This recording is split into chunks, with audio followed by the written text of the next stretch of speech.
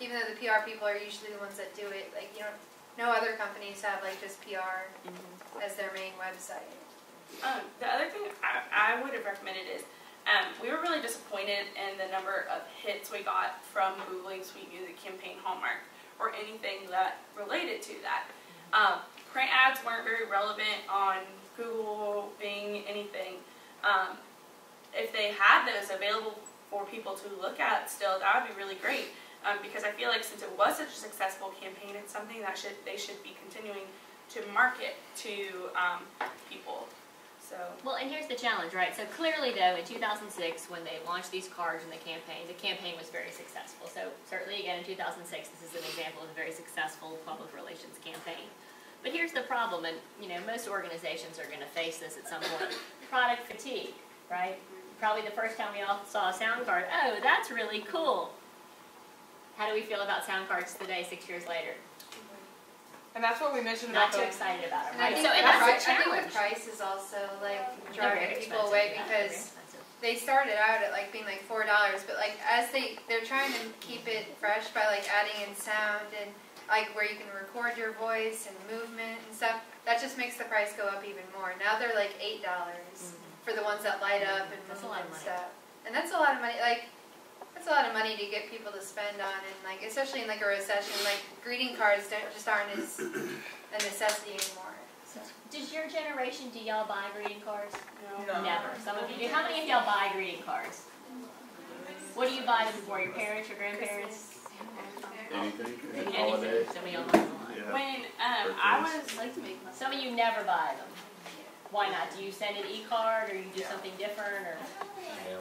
Like, right on my stationery, like, if we're writing a letter or something, I'll, like, write it from, I like more personalized stuff. So, like, I'm writing a letter, so, What like, about significant others? Did you buy a greeting card for your significant other? No, y'all are like horrified by that. Really?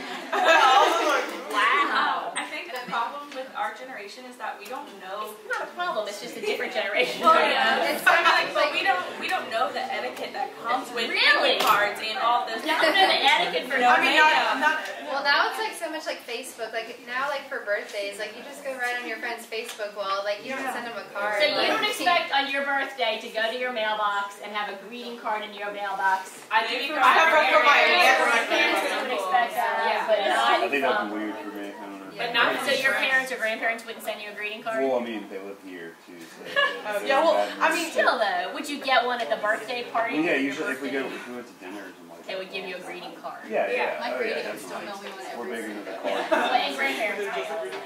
I just think it's really rare. It's really rare for someone in our generation to go to the store and buy a pack of thank you notes, or to go to the store and buy a birthday card. I know my mom has always been really good about saying, okay, send a thank you note, send a thank you note. But I don't think that's as important to our generation as I could just write on their Facebook wall. I could send them a text message, and that's so much more instant. And I've actually seen that too. Just an example I can relate to is that when I first started teaching, well, 11 years ago now, and at the end of the semester, I usually would get a handful of thank you notes from students. These days, I might get one thank you note from a student, and I don't think it's, maybe I'm not as good of a teacher as I was 10 years ago, but I think it's what you were saying is students are just now not in the habit of writing thank you notes. Or I get more emails now, whereas I used to get more handwritten thank you notes. And emails are great too. I'm not saying I don't like a nice thank you email, but I just in 10 years have noticed that decline very quickly. Everyone's been buying a thank you Yeah. note. I didn't mean that. I didn't mean that. Yeah, send you sound cards. So Hallmark right now is facing this huge challenge of keeping its future audiences and future generations. And it's very sad to me that they're not doing more with social media, because they need to figure out a social media strategy that they can use and make money on, right? If they're going to continue to remain relevant. How many of y'all ever even go to Hallmark stores? Do any of y'all even go to Hallmark stores? Yeah. I love Hallmark. It's one of my favorite. I know, I'm way more. Well, now I like the one. They sell a lot more than greeting cards, and y'all mentioned that at the beginning. So they actually sell now toys. They sell LSU clothes, the one over there on. Yeah. I'm not Everyone's different. advertising for Hallmark. The interesting thing about the Hallmark Gold Crown stores is that they're owned by other Yes. people. So I could go and purchase, not purchase one, I could purchase the rights from Hallmark to franchise. Right.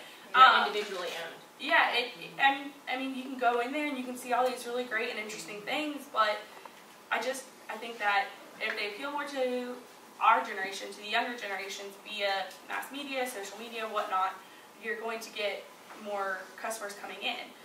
The other issue is that right now, so some of the Hallmark cards are available, or not Hallmark cards, but greeting cards are available at Walgreens.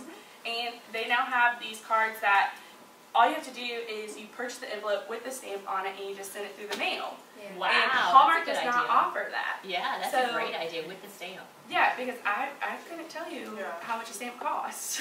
So Well, also, I mean, you you pay need for bu- the envelope now too, though, when you do that. I've never done this, but I have some friends who are my age who also have small children, and they, instead of going to the store to buy cards, you can do it online and just, like if you have a photo account like Snapfish, you can just take a picture, put it in the card, and then mail it directly to your grandparent or whoever. I don't know why I've never done that. It appeals very much to me, but I have a lot of friends my generation now who used to buy cards who are doing that. Tim, let me ask you a question while I'm on camera here. Tim's Sure. from Minnesota, so a different region. Down here in the South, I think cards and that hospitality thing. Do people in Minnesota, is greeting cards something that, I bet it's pretty similar. I mean, I've never bought a Hallmark I card. didn't mean to stereotype you.